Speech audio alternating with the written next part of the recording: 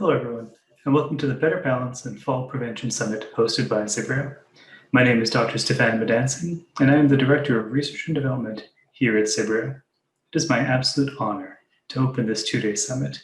Our team has been working tirelessly to bring together a comprehensive set of content and experts singularly focused on understanding and addressing needs across a spectrum spanning balance health and fall prevention.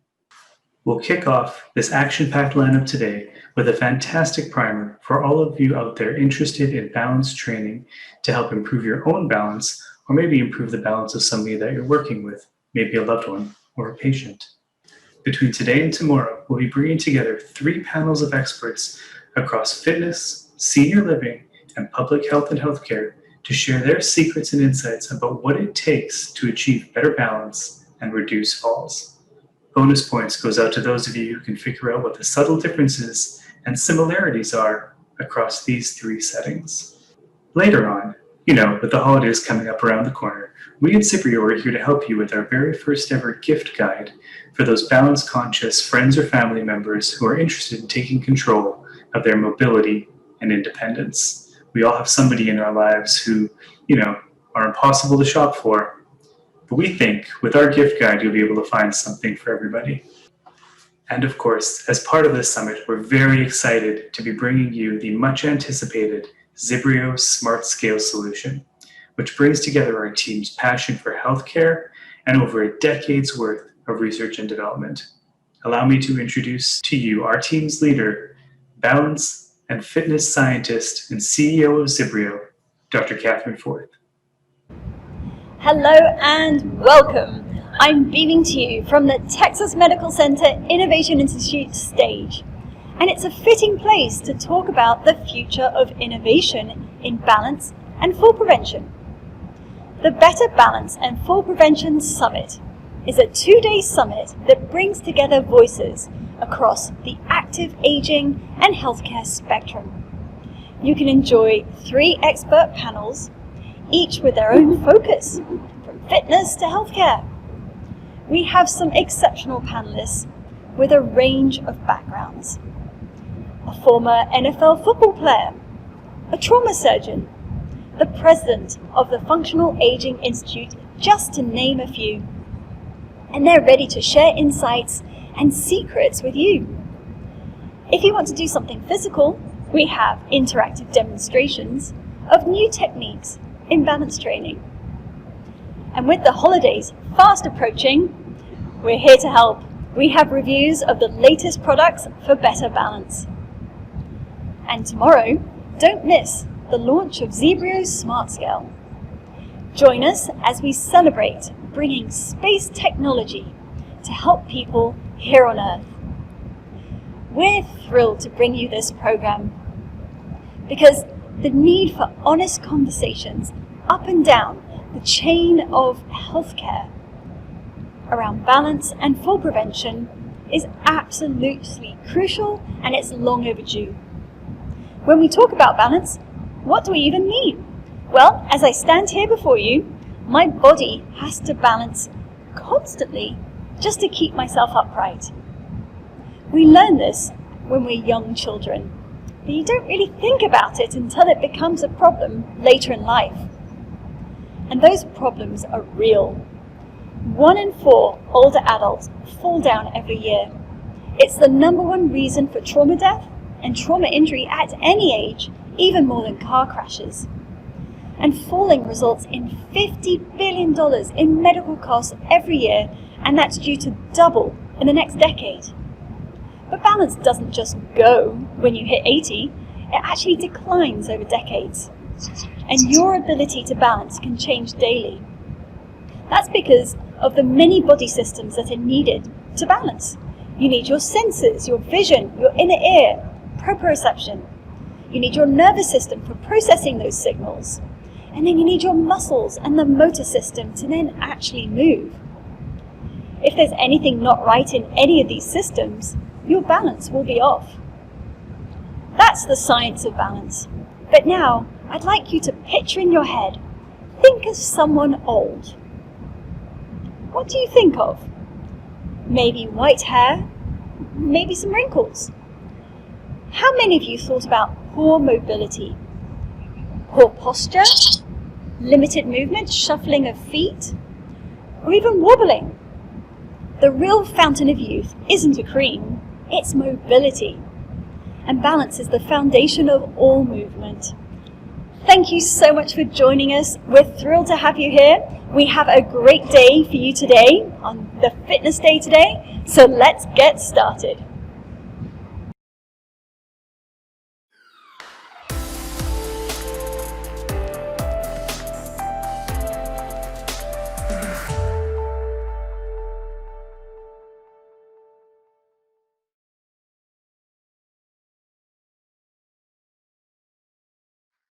Hello everyone, it's great to have you here.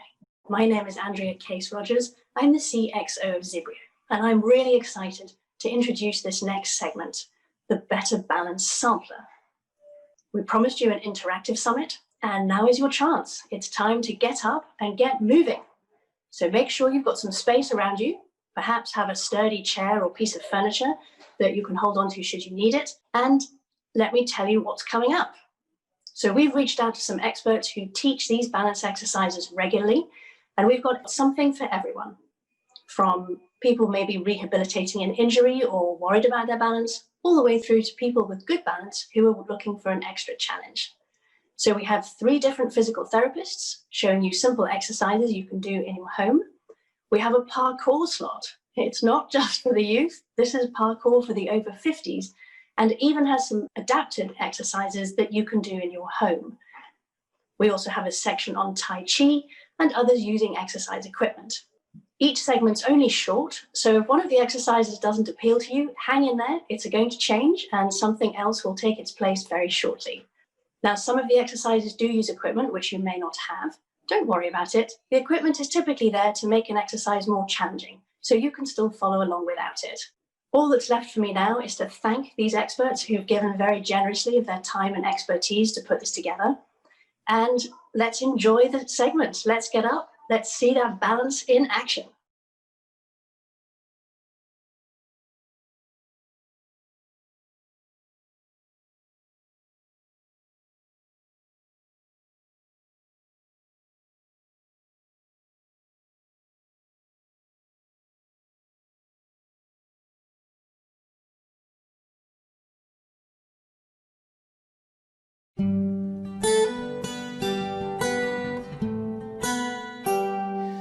Tai Chi is proven to improve balance, and we do that not just by doing the movements, but by applying the underlying principles to those movements.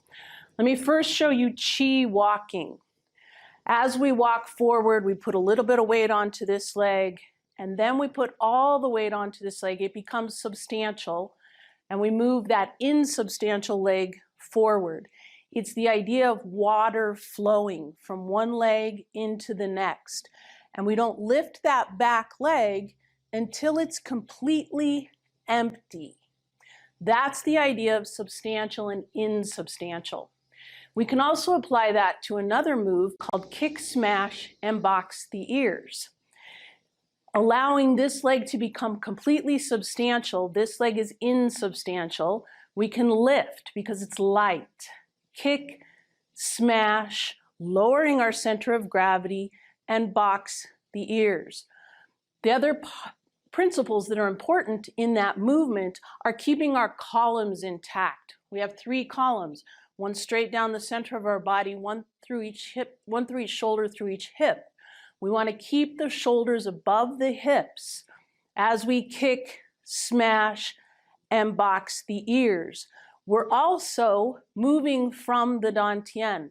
The dantian is 2 inches in from the belly button, 2 inches down. That helps keep our columns intact. As we kick, smash, box, we lower our center of gravity, which is actually being rooted and grounded in Tai Chi, move from the dantian, and we keep our balance. We don't move from our shoulders like this. We don't fall forward. We know where our weight is. We keep our columns intact. We move from our dantian. And that's how we keep balanced in Tai Chi.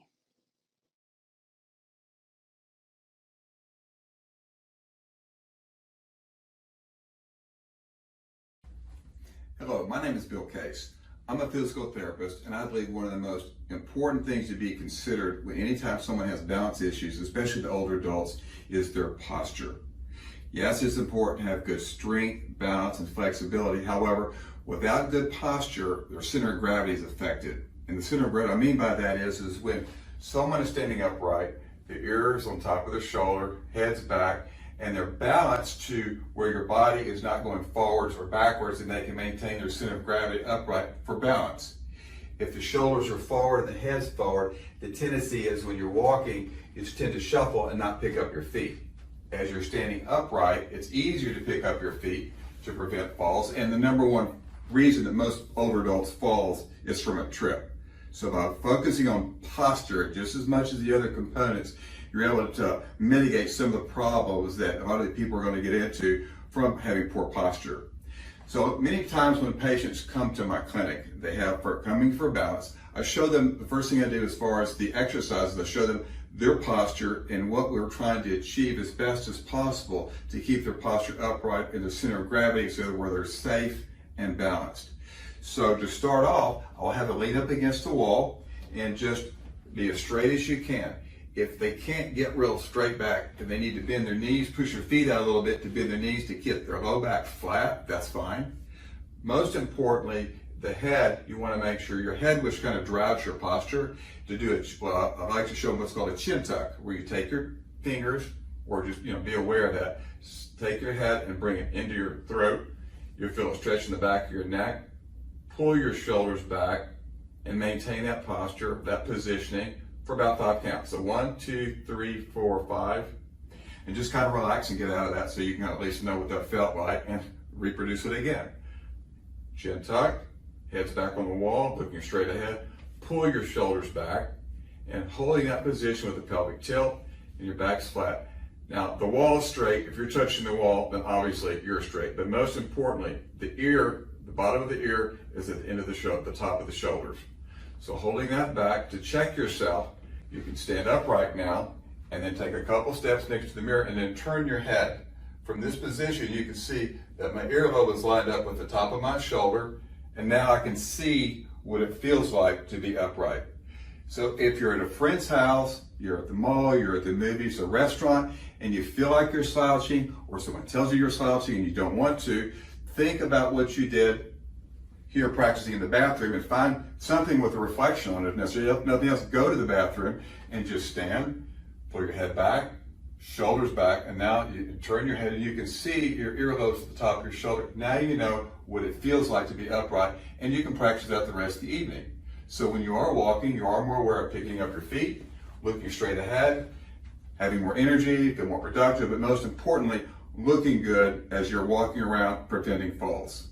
And this is something that I try to get people to practice every day for 30 days. Once you've done it for 30 days, the awareness of doing it becomes more of a habit, and it won't be so arduous to get up there every single morning and do that. This is just a reference point to get you started, but once you get into it, all you really need to do is just find a mirror and see what it feels like to pull your shoulders back, head back, turn, see that you're upright, and then just start your day. Thank you very much.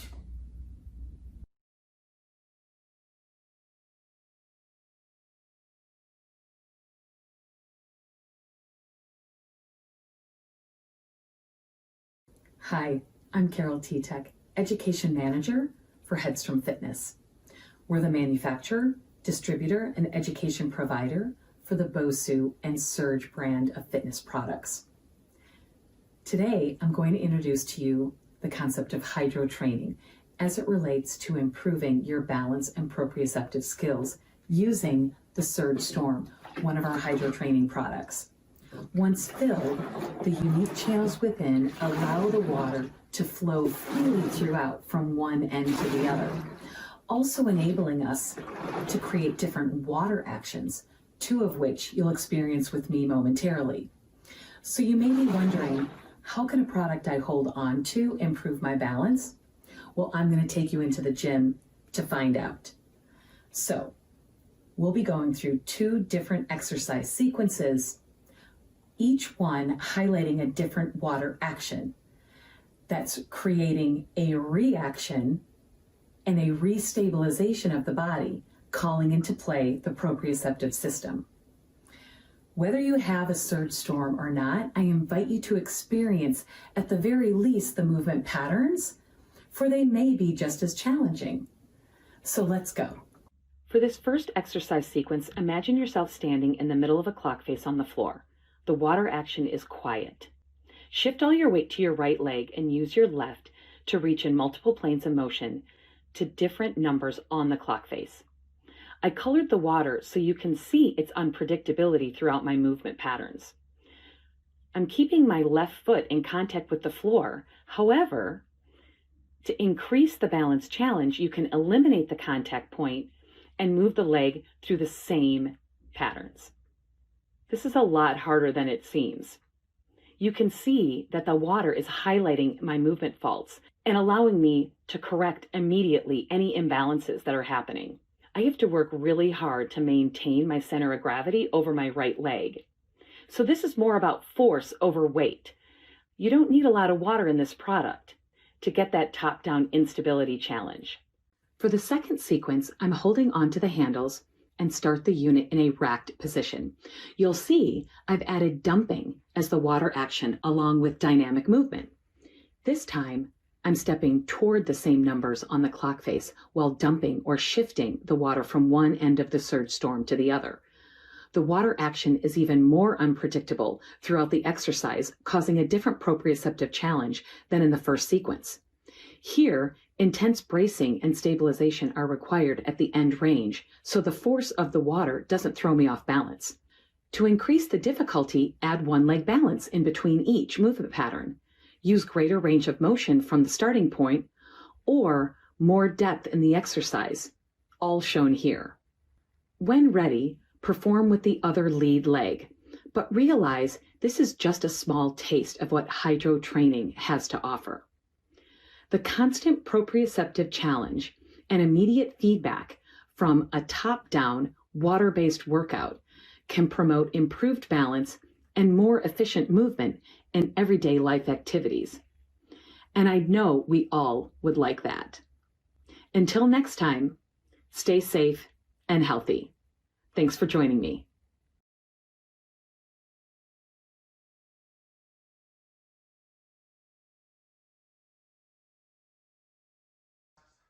I am here with my patient, Heather, and we're going to demonstrate a reactive balance task. So called because there's no way for our patient to predict what kind of perturbations are going to happen. All you need for this activity is some sort of pull or stick. We're using a quad cane because it's very easy to attach our bungees to. Our bungees, you don't need anything fancy. All you need are therapy bands and ankle weights. That's it. For this activity, all you have the patient do is walk a set distance, short distance, long distance, whatever you want. I would always start short and work up to long. And they're just going to walk. So Heather, if you don't mind walking for me. These are going to start swinging with the patient. And obviously we guard the whole time. And go ahead, turn around. And stop. Even when the patient stops, these continue to swing. If you want to just do a static one, you can actually take these and start hitting them yourself while maintaining your guarding position. And obviously, these swing as they want to. If you want to make it harder, you can adjust the length of these. The longer they are, the more wildly they're going to swing. And you can use a lighter therapy band. The stiffer ones are going to provide less perturbations. The lighter ones, such as our yellows and our reds, are actually going to provide more perturbations because they're going to swing far more. And that is it. That is our balance activity.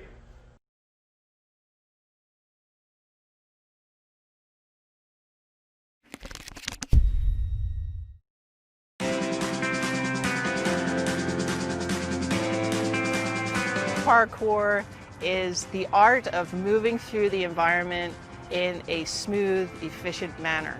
PK Move is dedicated to sharing the transformative power of parkour. You get a lot of physical strength by overcoming physical obstacles, but at the same time, you increase your self-confidence, you have a different view of the world often, and it can be a very life-changing thing.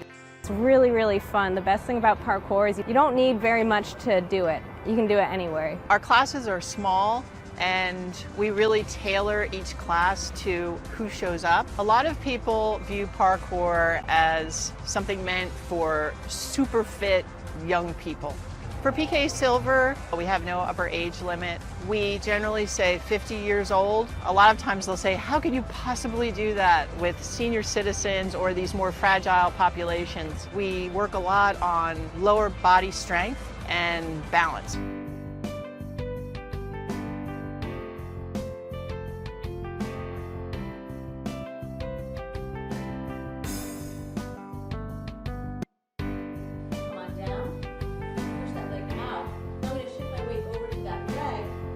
My weight is all around this leg right here. This leg, take it off the ground. Each head, challenge yourself. Come on down. Push that leg out. I'm going to shift my weight over to that leg.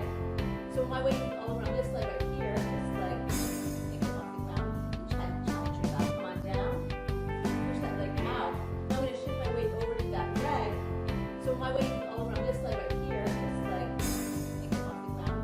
Each head, challenge yourself. This next one might be best your wall or by your chair. You're going to pull your toes up towards your shins, so we are stretching out our calf at this point. If you have something to hold on to, you can definitely hold on to it, as I am doing here, just marching in place. Or of course, feel free to move around your space freely. Just put your hands on the stairs, and you're in the Q1 position, and you're going up. Then you're going down. Just put your hands on the stairs, and you're in the Q1 position, and you're going up. And then you're going down. Just put your hands on the stairs, and you're in the Q1 position, and you're going up. And then you're going down. Going down on the ground, 4 point.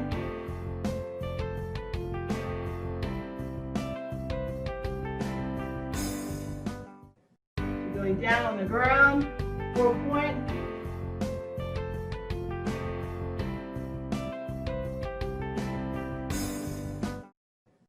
Going down on the ground, 4 point.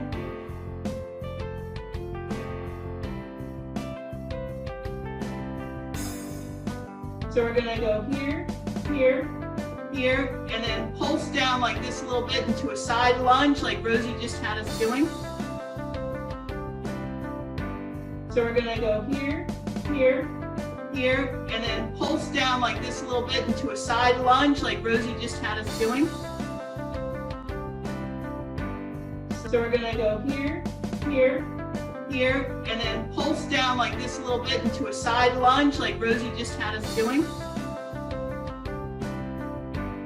Side.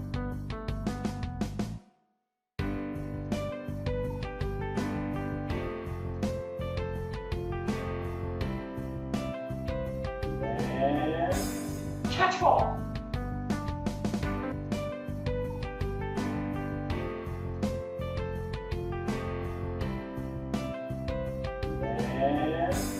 Catch ball.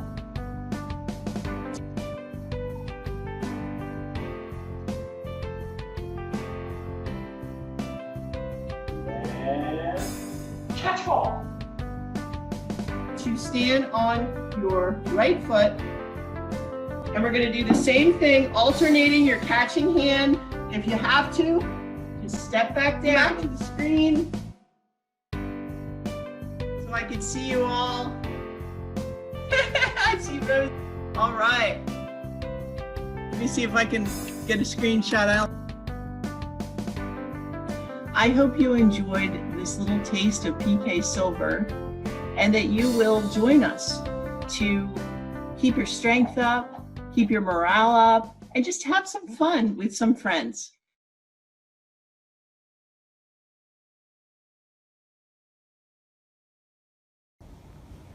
Hi, my name is Kim Thomas. I'm a physical therapist assistant with Legacy Healthcare, and we are going to work on a few balance exercises by walking backwards.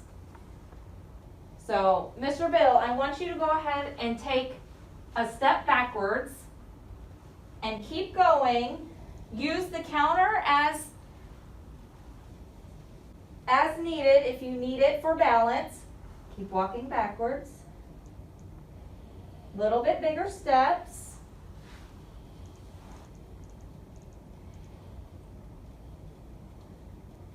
There you go. Go ahead and walk up forward. We're going to do another one.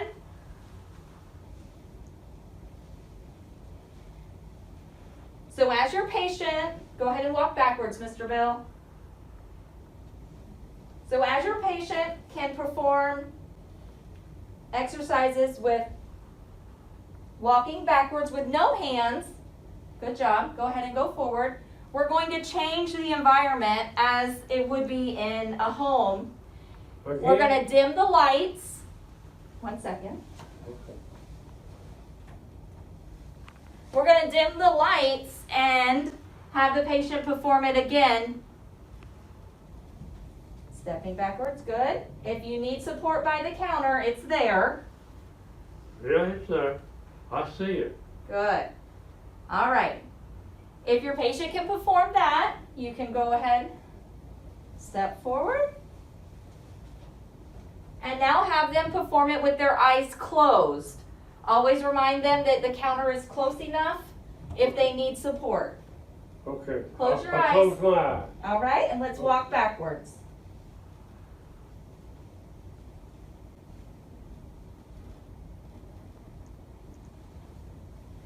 Two more steps.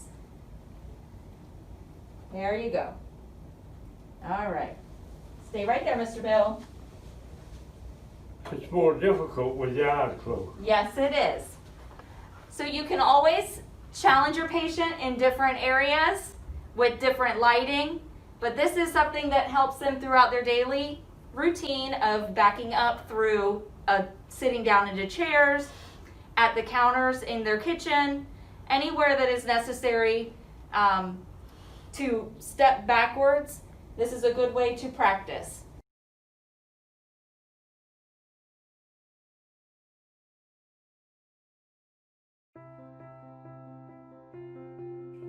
Hi, my name is Mandy Shintani. I'm an occupational therapist and gerontologist by background from Urban Polling. I'm excited to introduce the evidence-based activator poles, which were designed to improve the treatment outcomes for your clients' core strength, posture, balance, while normalizing all aspects of gait. Activator poles are used for seated, standing, and pre-gait exercises to improve balance and confidence, to promote larger movements, which are key for Parkinson's rehabilitation, and promote an upright posture. To find out more information on our evidence-based activator poles prescribed as best practices for rehab here in Canada, and our training programs, which are CC approved by the ProCert with the State Board of Physical Therapists in the United States, please go to our website, urbanpolling.com.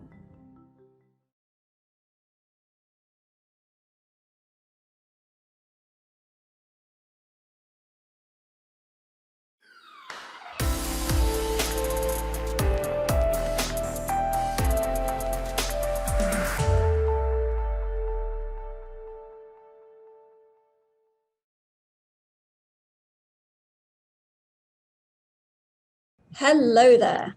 Well, wasn't that a fantastic set of information and guidance? So many novel things that we were seeing there. I think parkour for older adults, it's fantastic. That's just activity for life, I think. Now, we do have the fitness panel, which is coming up in 20 more minutes. But before that, I did want to speak to one of the panelists, Diet Sauer, to actually talk to her more about her experience, because I think you'll find it particularly fascinating. So we'll just have her feed come up very shortly.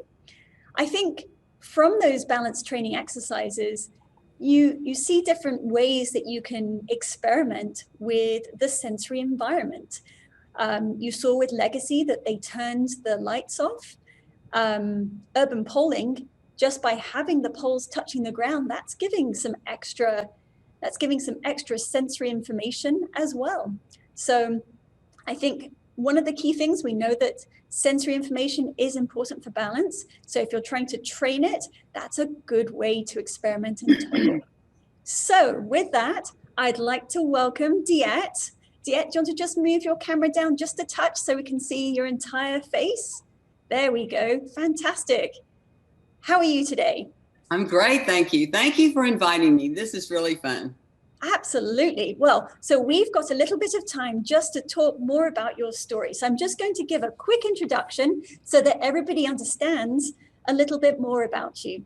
So Diet is a decorated senior athlete with the National Senior Games and the Nationals Masters Championships, winning over 66 national medals and 4 international medals. You're a swimmer, right, Diet? That's your thing? Yeah. And you also hold the record as the oldest woman in the US to swim a documented continuous 500 yards butterfly. Incredible. So now, Diet, tell me, have you swum all your life? Are you a lifelong athlete? Absolutely not. Quite the opposite. I didn't start swimming until I was 58 years old. That's when I learned to swim properly. That's incredible. So did you do other sports then before you were 58? I did nothing. I'm embarrassed to say that. When I grew up, I loved sports and I was very involved. I was in a neighborhood of all boys and loved when they allowed me to play with them, and I competed with them, and I loved every minute of it. When I started middle school, that was that was way back in the early 50s, late 40s. And I bought the message that women weren't supposed to be in sports. Women weren't supposed to compete with men. Women, that just wasn't what you were supposed to do. And I regret that more than anything. And so I stopped doing anything. I started to become what other people thought I should be, rather than what I really enjoyed. So I found myself in my 40s. I was way overweight. I was obese. I was sedentary. I felt old. And I really just thought that was it. And I had a dramatic transformation because we went on a vacation with our family one time, and I was trying to get into a boat, and I was so unwieldy. I could not do it. I mean, I was just clumsy and awkward and overweight and imbalanced and couldn't do it. And I started crying, and I ran to the room, and I was feeling so sorry for myself. But I just said at that moment, enough is enough. And that was October the 10th, 1986. I remember the day. Gosh. I lost 100 pounds. Then I started walking towards at the very end of the weight loss cycle. And I would walk in the neighborhood. And then finally I built up to where I felt like I could go to a gym.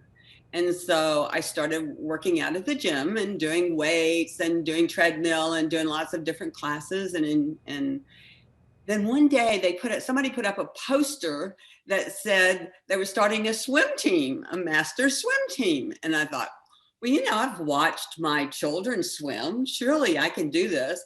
I mean, I knew how to do the tadpole thing underwater, and so I didn't know there was any difference. And I showed up, and on deck that day as the coach was a very young coach who had just graduated from college. And she said, well, let me see you swim. And so I got into the water and I went about 10 yards. And then I just went, oh my gosh, I've made a terrible mistake. I can't do this. I cannot do this.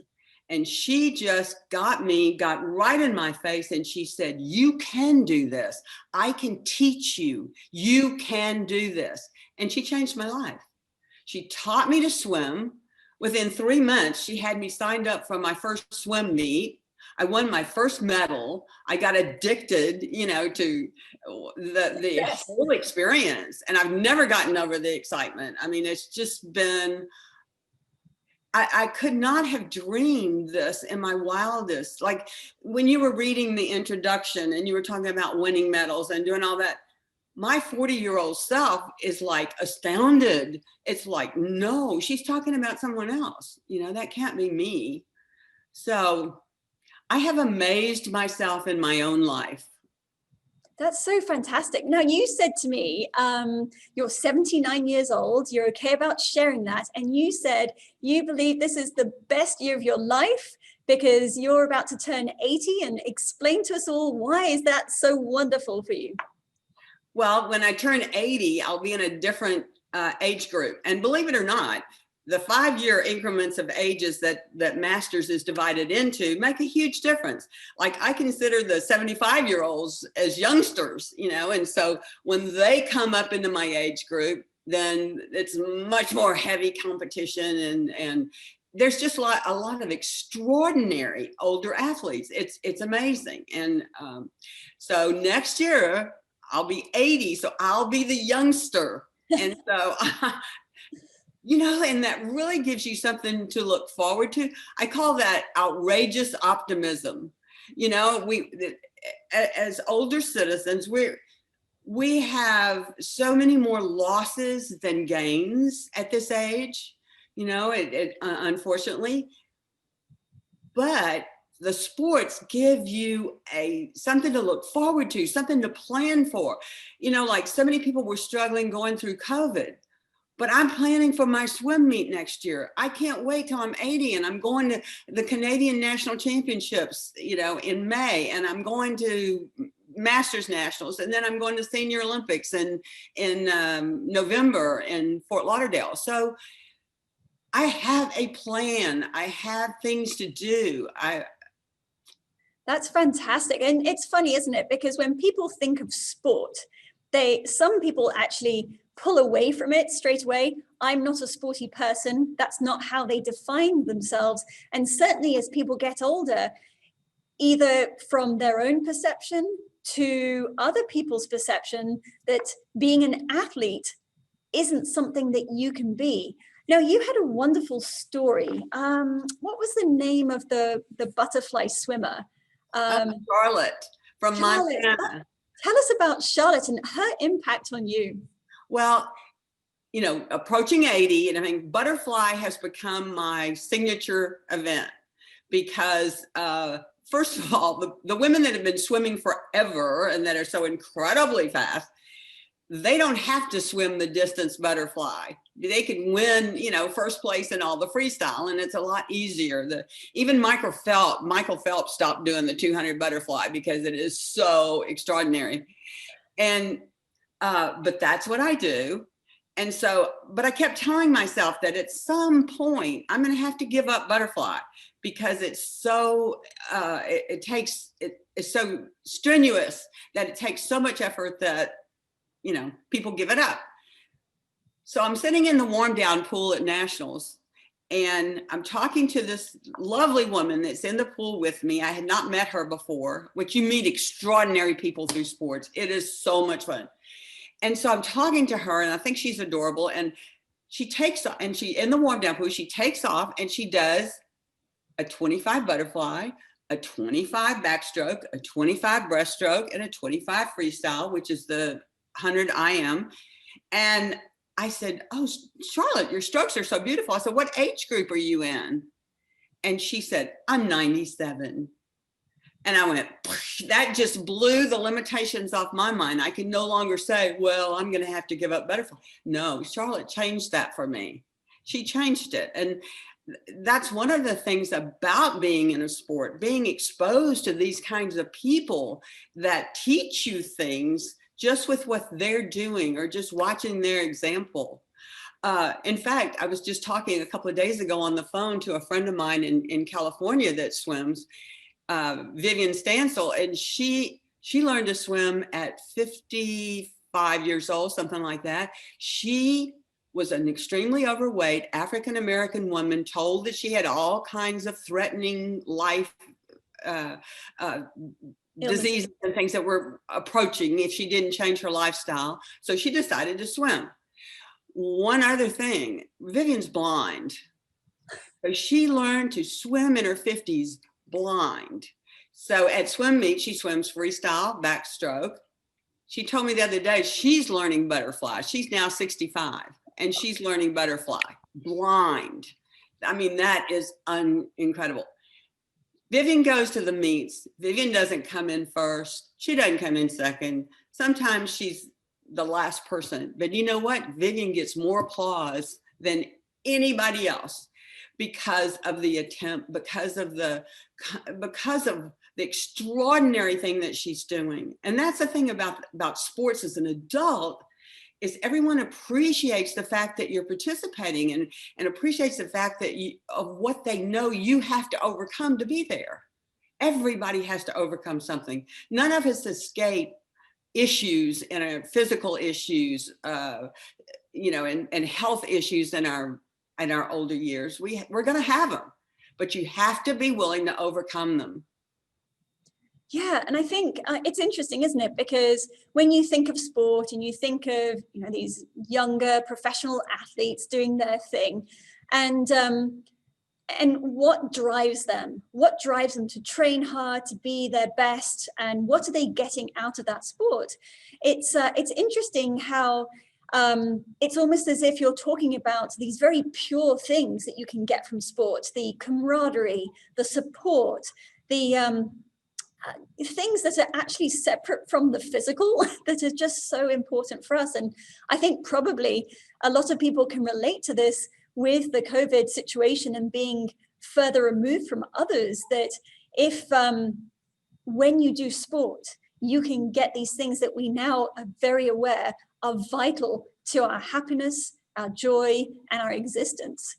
So what do you say is what keeps you going back? You have so many medals, so that's great. You're talking about being inspired by others, but what's the thing that makes you keep going back to that pool, keep going back to the competitions? Well, actually, it would be different things that keep me going into the pool every day and then go to competition. Well, first of all, going to the pool every day gets me to the competition. But not only that, I start at 4 o'clock this morning. I got up to go swim. I swam for 2 hours. I laugh half the time I'm in the pool. Our coach is yelling at us. We're older people.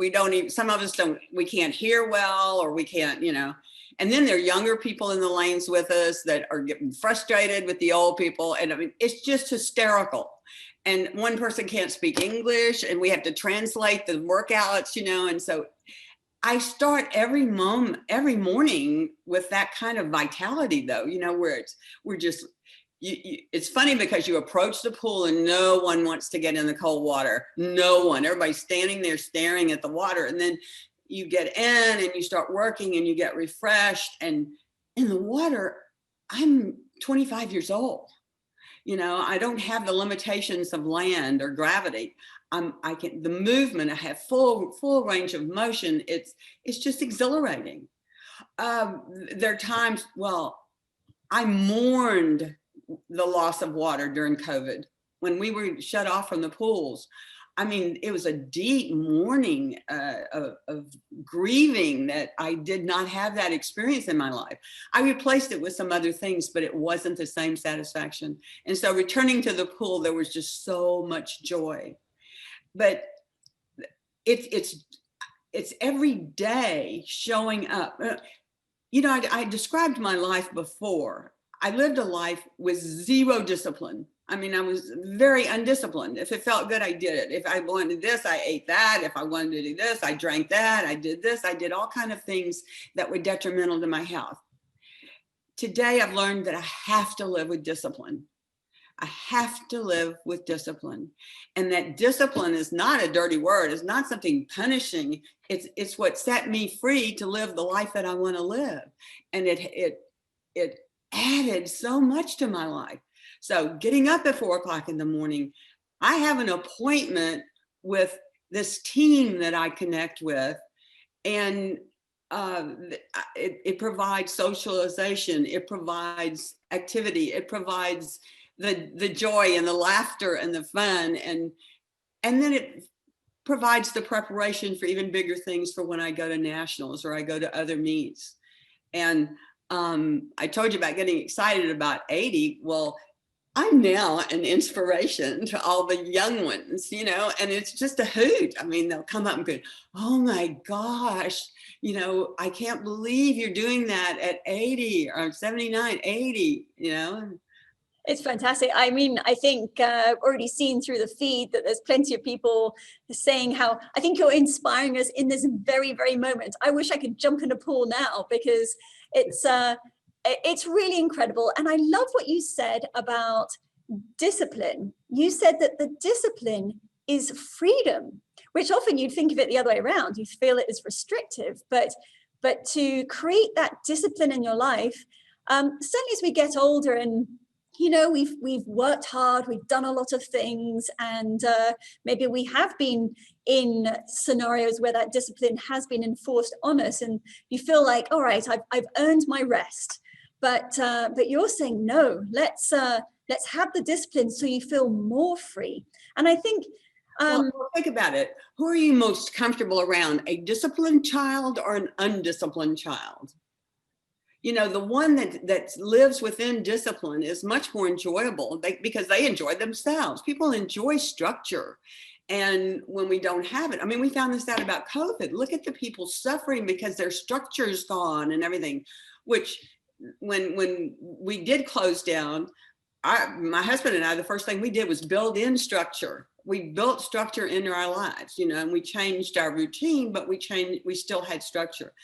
And it's not just about activity. I mean, I'm disciplined in my swimming. I'm disciplined in everything I put in my mouth. I want the food that I put in my mouth to be nourishing, healing, and be good for me. And I don't want it to take away all that hard work I'm doing at 4 o'clock in the morning. And so not only that, we're disciplined about our rest time, where we spend time together at night, very quietly and relaxing before we go to bed. We're very disciplined about getting enough sleep. And we try not to let things interfere with it. You know, I have people say all the time, I don't have time to exercise. I don't have time to do all that kind of stuff. You know, that is number one. That is my time. And I don't venture from it very often. Sometimes, like this weekend, I'm going to Fort Worth to visit grandchildren. And so I'm going to miss a swim day, but I'll get up and walk instead, or I'll do something like that. But I don't take a vacation from doing things that are good for me. So would you say that you are trying to age gracefully? I don't believe that is possible. I don't believe aging gracefully is possible. I think you need to age fiercely. And that means really paying attention to fighting for what you want and fighting for your health and fighting for your wellness. I was in the hospital 3 years ago when I had a doctor look me in the eye and say, I'm sorry, there's nothing more I can do for you. And it was like, if you can't, find someone who can. You know, it was like, I'm an athlete. I'm a fighter. I'm going to get through this, doc. You just need to know it. You need to understand that. You know, I'll be darned if he didn't go out and find somebody to come in and help, and everything was fixed. Yeah. So, I mean, I love this concept. You know, here you are, you're basically just redefining the way people view being of a different and older age bracket. You're saying we can be athletes, we can be fierce, we can take control, we can feel free. I mean, these are all such wonderful, wonderful things. And I mean, God, how can we get this message out more? Don't age gracefully, age fiercely. I love it. Well, I think you're doing that right now with the summit that you're having, where you're bringing this up today, and more. You see it more and more where they almost treat very healthy, active, athletic seniors as a freak. You know, it's like, on the news we'll have this person featured. Oh my gosh, look what they do. So I would like to see it come to where it's the normal thing we do. It's not so extraordinary. So if there's somebody out there who is like 40-year-old Diet or 57-year-old Diet, just about to get going, and they're feeling like it's over, they're feeling like they're not disciplined and they don't quite know how to get over this hump, what would you say to them? How do they get themselves up and going? Be willing to risk. Be willing to step out of your comfort zone and find a whole new way to live, a whole new world, a whole new world that's waiting for you. I wish somebody had told me when my 40-year-old self, you're not going to believe what's on the other side.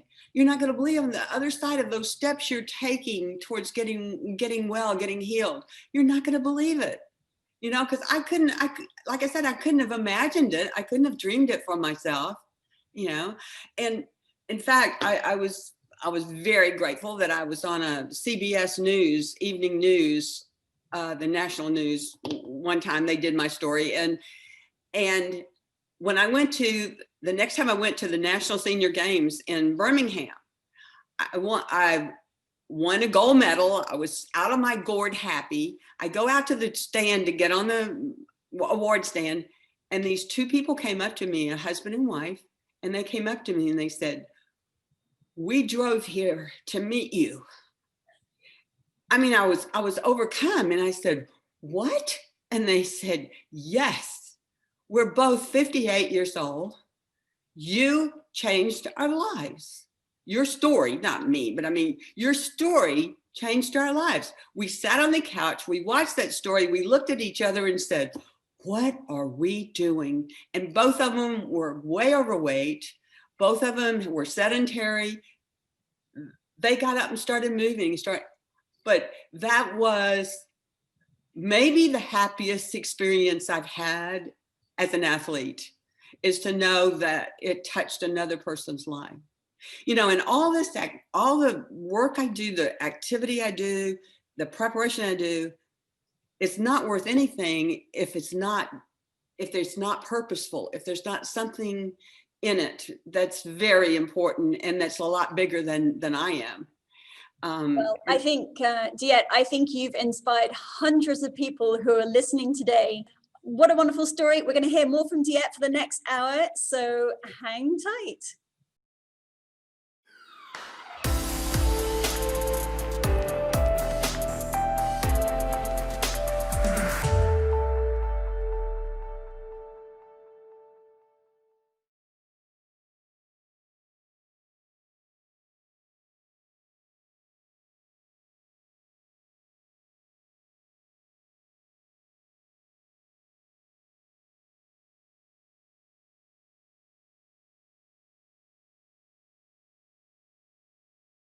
Well, welcome back.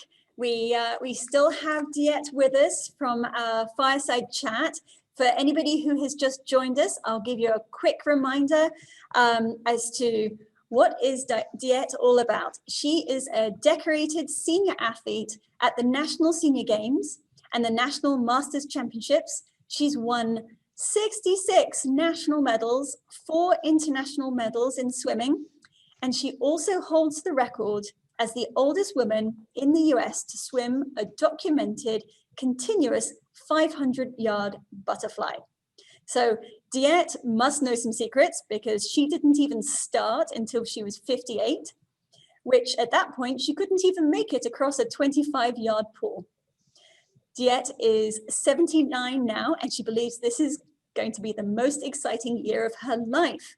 Now, joining Diet on the panel, we also have Dr. Dan Ritchie. So hello, Dan. Dan is the president of the Functional Aging Institute and a best-selling author of Never Grow Old. He has a PhD in kinesiology with a minor in gerontology. Dan's trained over 2,000 clients over the age of 55, and he leads a team of trainers at Miracles Fitness, which is a personal training studio with an average age of over 62. We have Kylie Wong, a former NFL player, a linebacker, who played for 9 seasons with the Houston Texans and the Minnesota Vikings. But Kylie says that it was his 6 years in corporate America sitting at a desk that has caused him the most harm to his body, which I find that quite funny. Kylie is the owner of the Athletic Room in Houston, Texas, and we'll hear all about that. Roman Futnik is a coach and trainer of both professional athletes and also older adults, and everything that probably overlaps and is in between those two things. Roman has studied philosophy, Eastern medicine, and martial arts. He's highly sought after due to his unique approach for getting the body to perform better and safer. Well, welcome everybody.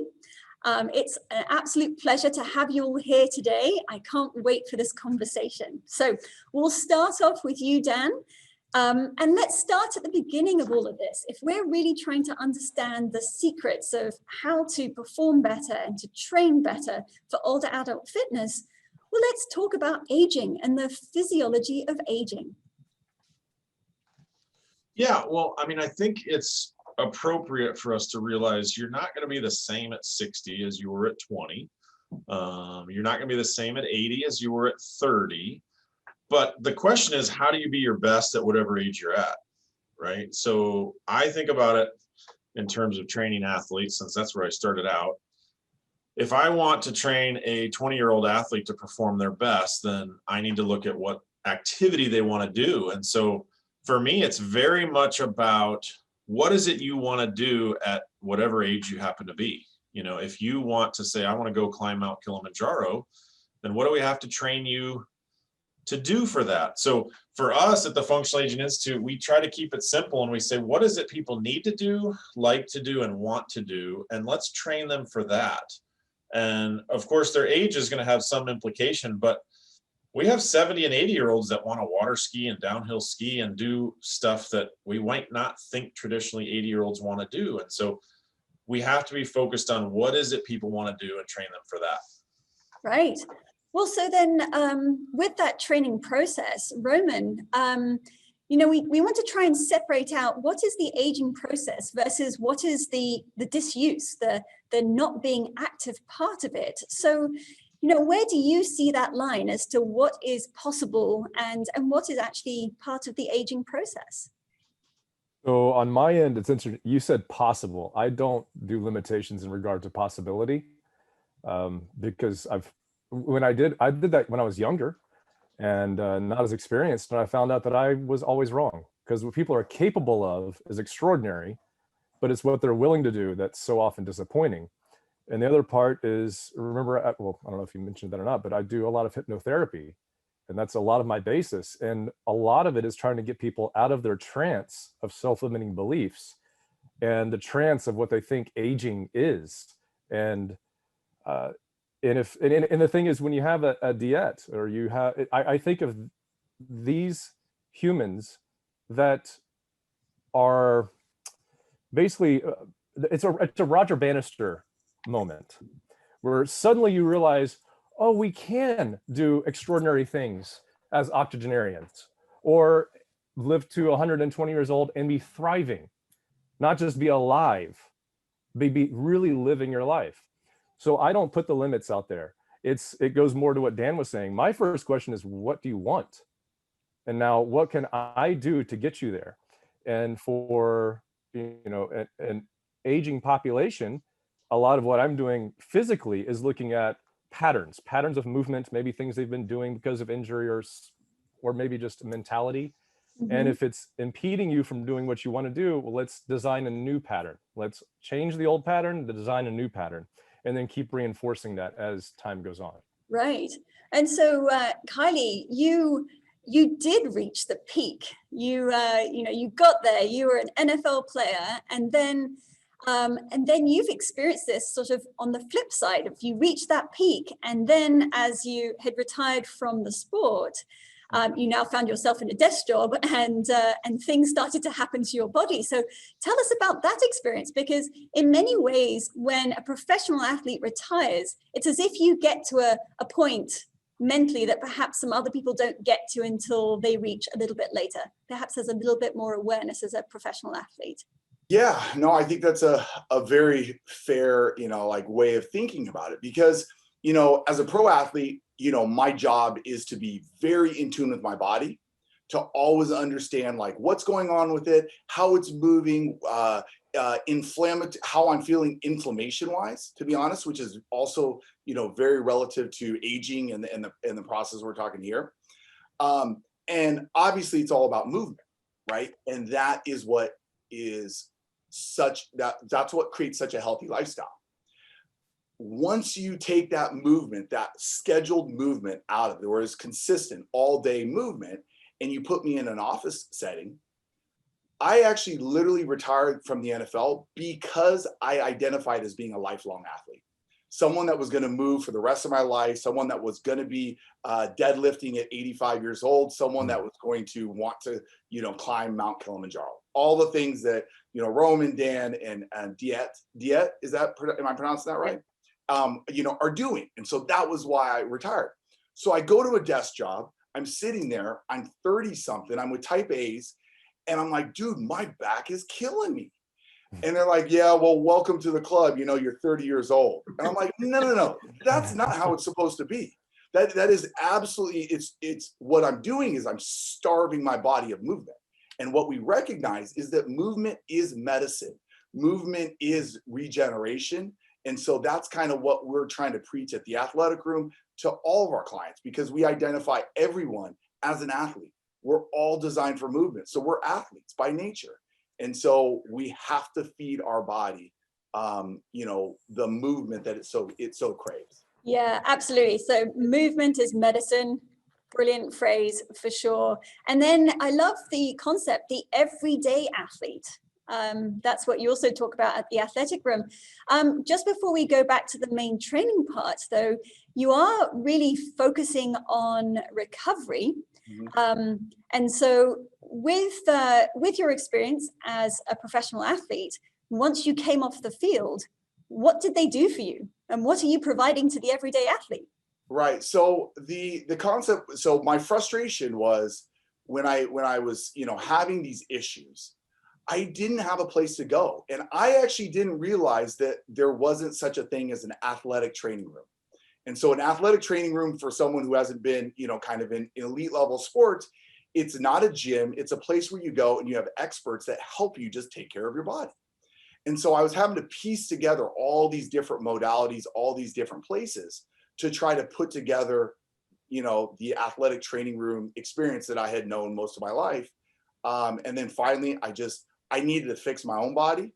So I built a business to fix myself first, and then open it up to hopefully, be able to, pay for someone, to offer this to other people and to be able to kind of pay this and pay the expert, pay the therapist.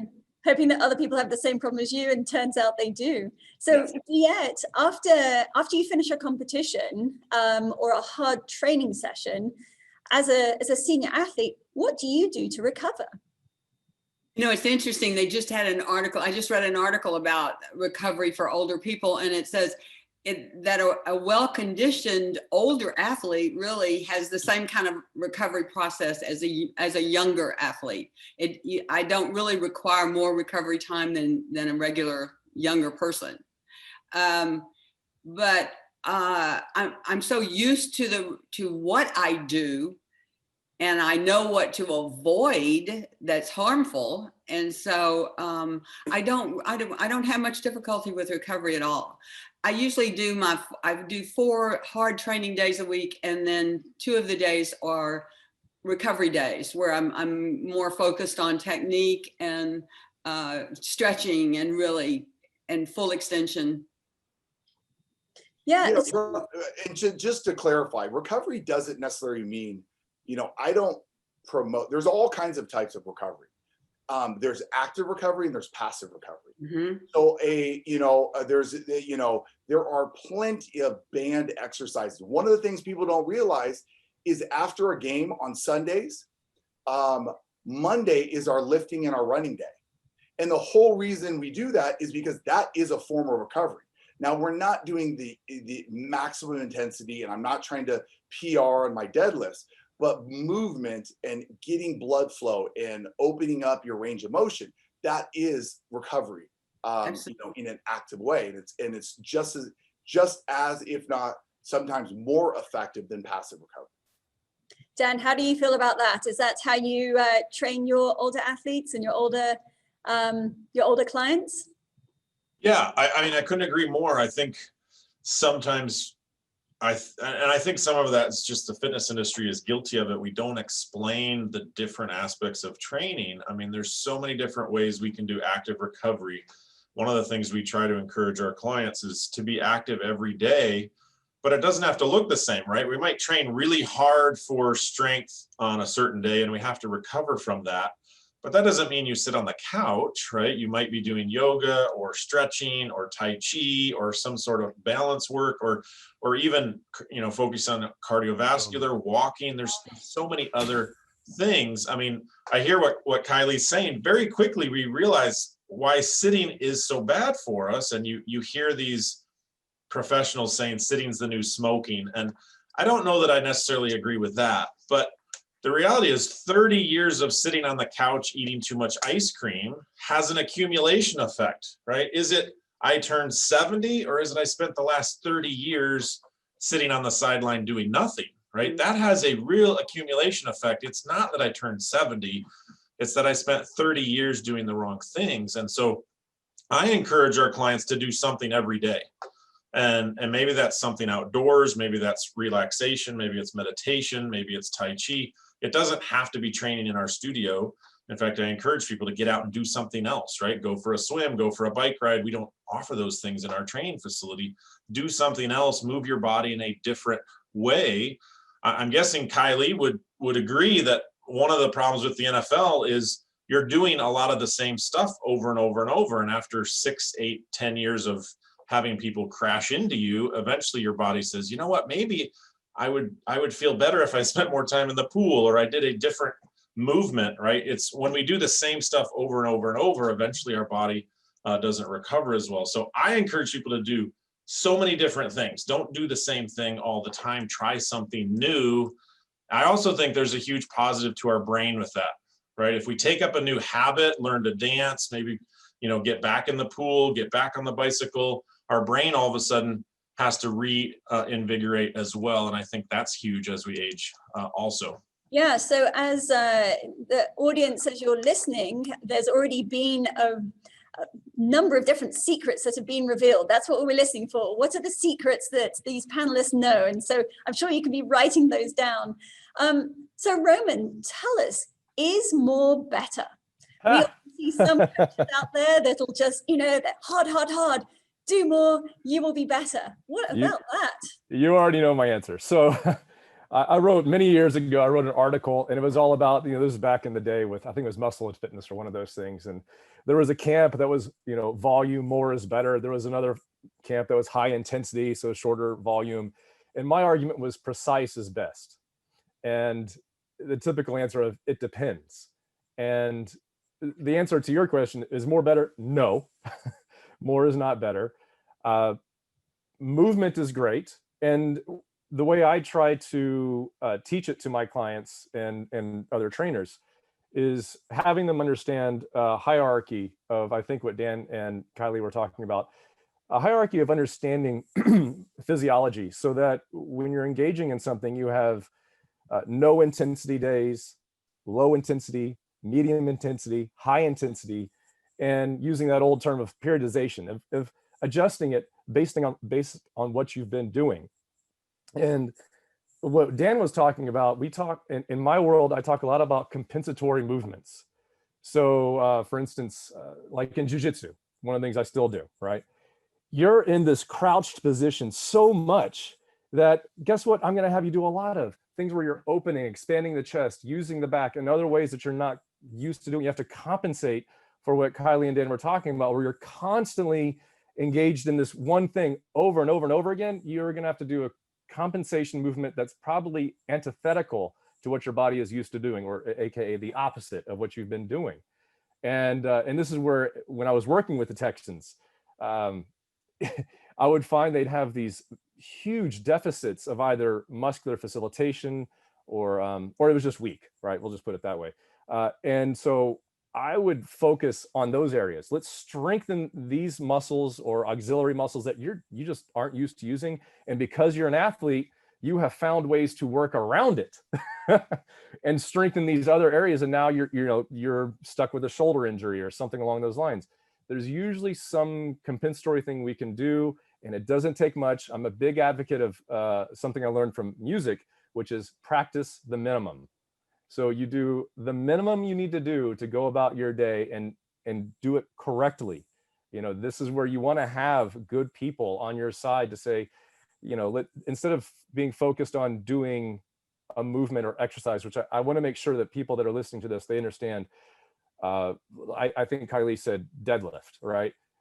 There are better and worse ways of doing a deadlift.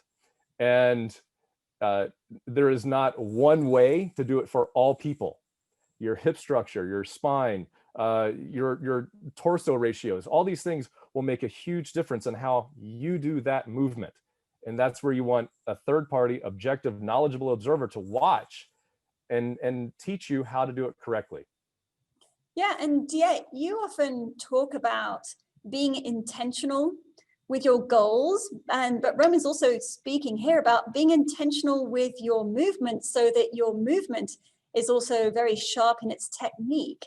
So, what do you think about for older adults, for them to care about the technique, for them to care about what they're even doing? What's the secret there? How do you make changes? Well, I think first of all, I agree with everything the gentlemen have said about the different ways of training and getting strength and all that. But I also would add the component of joining a sport as a member of a team. Kaylee, I know you understand the importance of being part of a team and how that camaraderie and that momentum can carry you and keep you going, even on days when you didn't want to do it.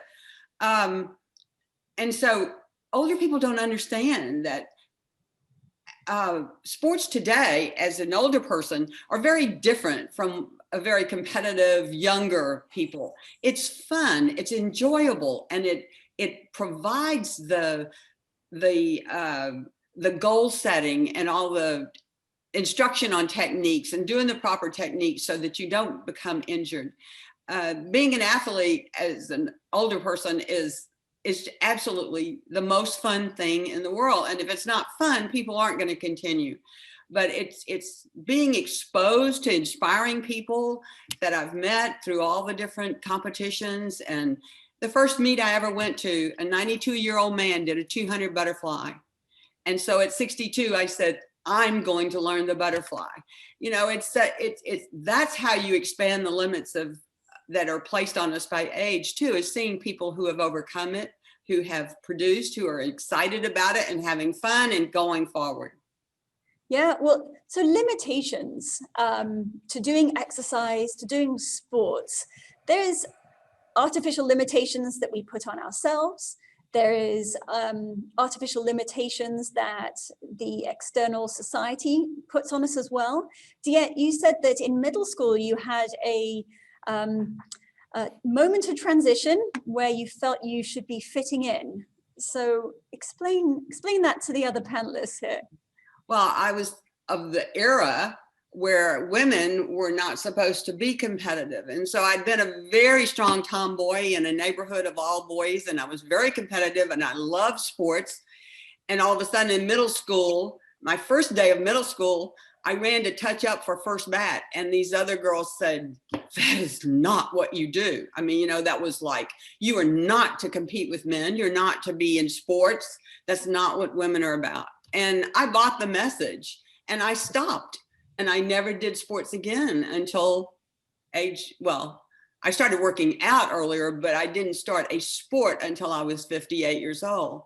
And it totally changed my life. I have a theory about aging.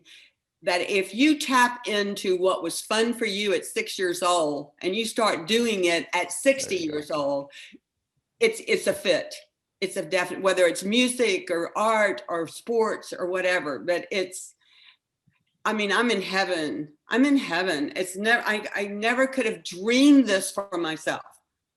And it came because a coach, when she told you that I didn't finish at 25 yards. Well, I quit. I said, I can't do this. And this coach got in my face and said, keep your mouth shut and do what I tell you. I can teach you. You can do this. And she never let me stop. And I would complain. And when she said, stop your whining and keep going.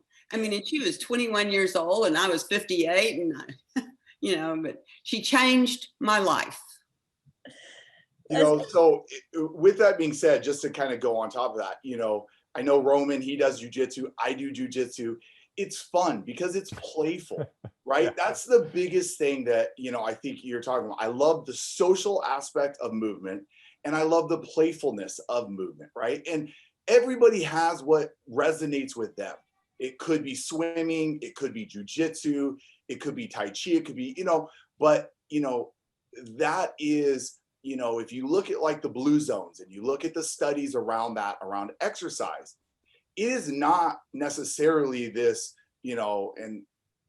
Orange Theory Fitness, very structured, regimented, high intensity training that these people are all doing that are living the longest in the world.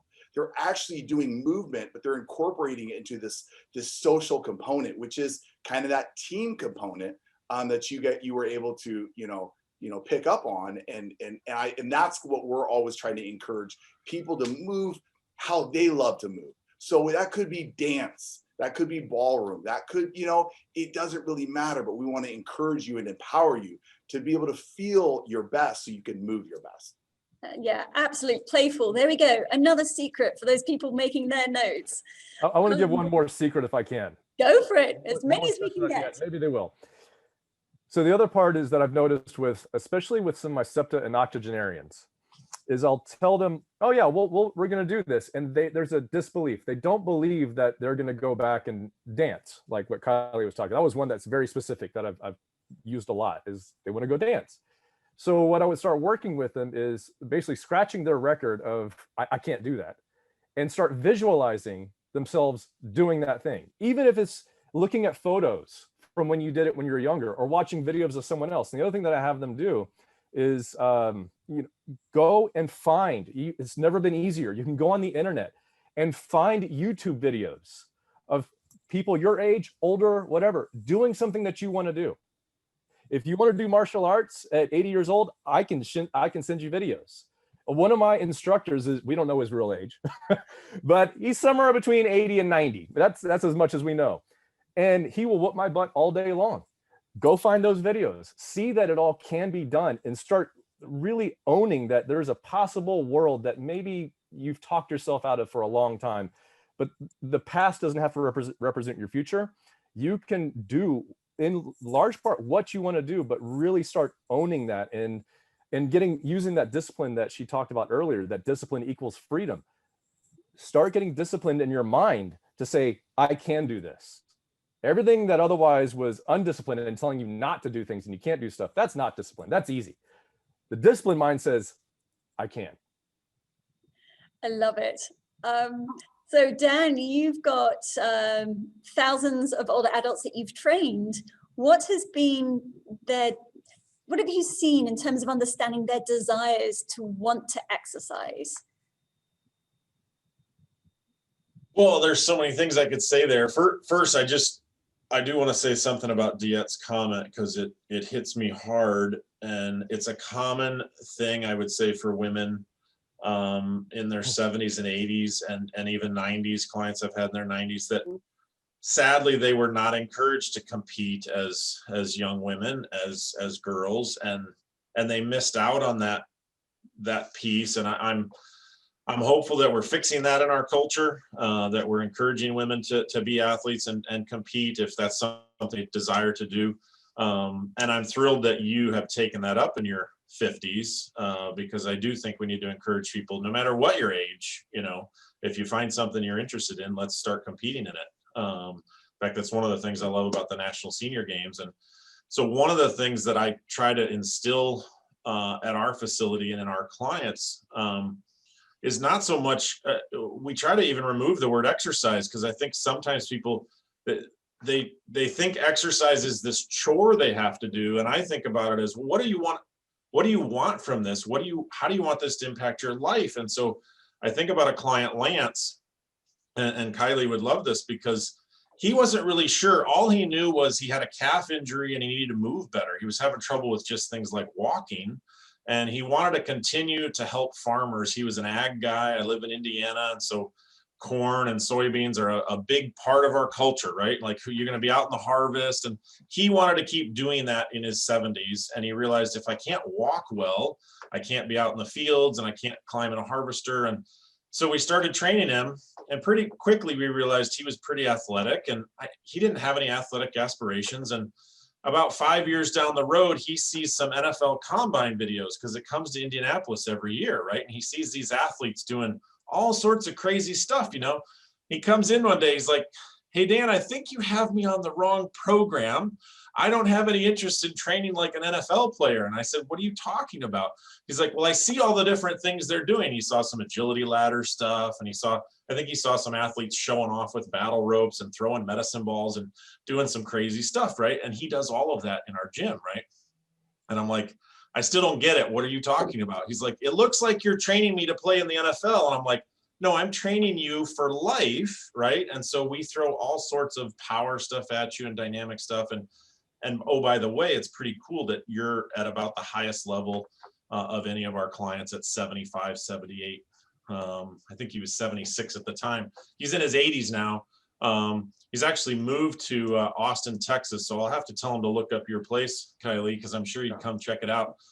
It just made him realize, like, I never occurred that I could train like an NFL player, but I never even mentioned it to him. I just said, "We're going to train you to do the stuff you want to do," and not necessarily talk about it. Because I think if I had said, "Hey, I'm going to train you like an NFL player," he would have immediately said, "Wait a minute, you got me on the wrong program," right? I didn't sign up for that.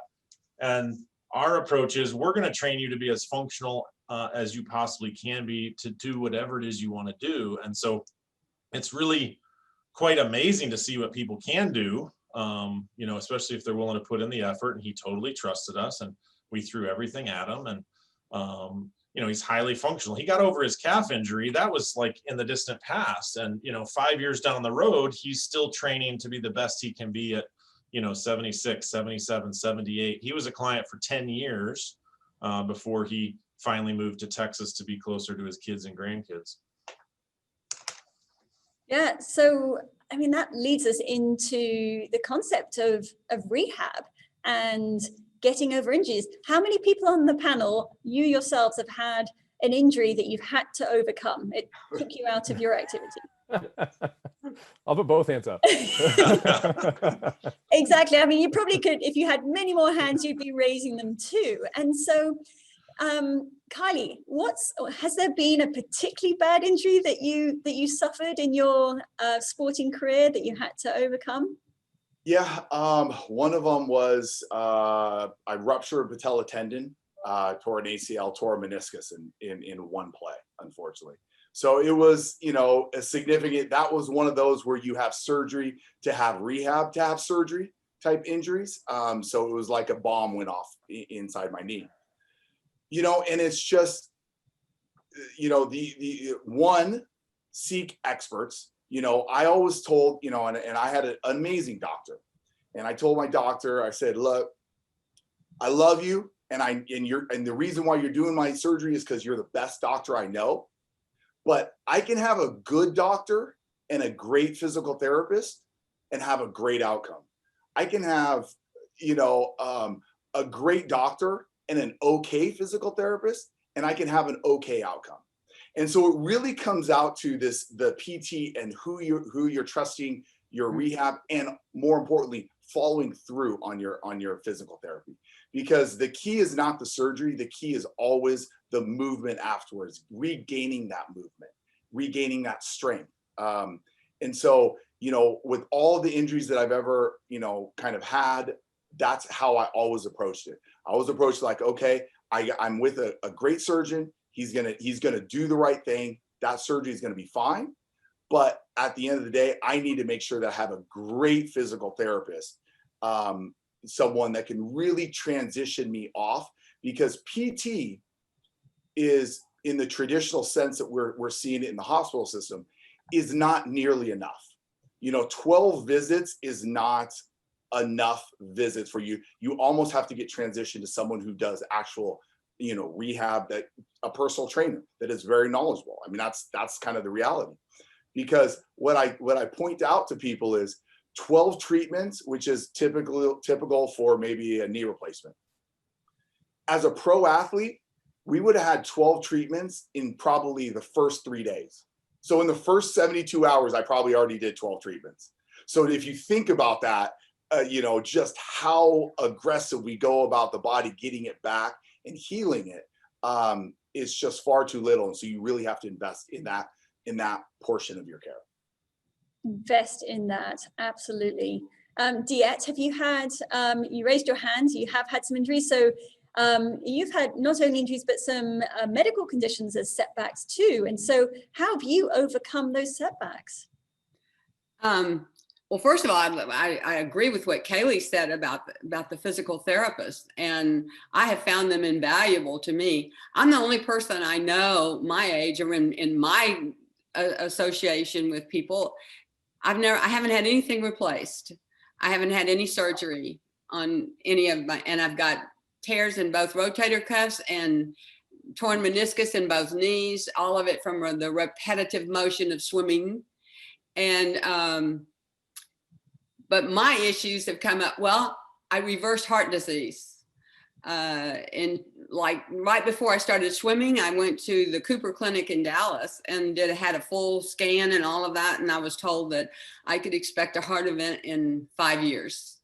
I was told that, that I had to make some changes, and I did. I made some dramatic changes. I didn't know that swimming was in my future, but swimming and what it did to my arteries and how it expanded my arteries and allowed the medicine that was given to me to cleanse those arteries, it reversed heart disease. Along with well, I had made diet changes, but all of that together worked really well. But physical therapists and finding the right one has been really incredible to me, because they've kept me out of the operating room. And, I've had lots of stem cell treatments and, all the latest things that are non-invasive that I'm trying to avoid having surgery. Yeah. Not going to, just not going to do it. Well, actually, just a quick little side note, I feel like I'm talking too much, but I actually have a medical director here. He's an amazing person. He's an NFL player, played for the Redskins, the Washington Redskins, won a Super Bowl with them, then went to Harvard Medical School, did his fellowship at Andrews, the list, you're like, come on. I mean, it's just too good to be true. But he's an orthopedic surgeon. And his whole thing is, and he's our medical director. He's kind of on our board. And the whole reason why he does it for no pay is because he's like, look, 60% of the people that I operate on didn't ever have to be here. If they just would have done something, if they would have picked anything, whether it was Pilates or yoga or Tai Chi or, had a personal trainer or they didn't have to have this knee replacement. They didn't have to have this joint, it's by not doing anything. And so I just find that such a, in this conversation, just finding that motivation to do whatever it is you love to do, that will save your body, that will save your joints, that will, create longevity for you. Yeah, so Roman, if you have somebody who has experienced, they've got pain, they've got knee pain, hip pain, and they come to you and they're thinking along the lines of, I'm going to have to get that knee replacement at some point in the future. How do you handle that? How do you talk to them? So how do you handle the mindset and then also the physical side? So that is a large part of my practice is exactly that. And they're usually referrals, often from very good surgeons, probably like who Kylie has on staff. People who know, doctors or surgeons or PTs that know maybe this is a person that does not need surgery. It may not be necessary. So anyway, when they come in, it really depends. I have my own little way of a protocol to watch movements, do a lot of inquiry, try to figure out perhaps what old patterns have gotten them to where they are now, like she was talking about repetitive actions. And then it really it so depends on, I talk about it this way, is it an organic problem or is it perhaps a mental problem? Dr. Sarno writes a lot about this if you're not familiar with him, but the idea being that a lot of our pains and things that we think we need surgery or we've been told we need surgery may or may not be the case.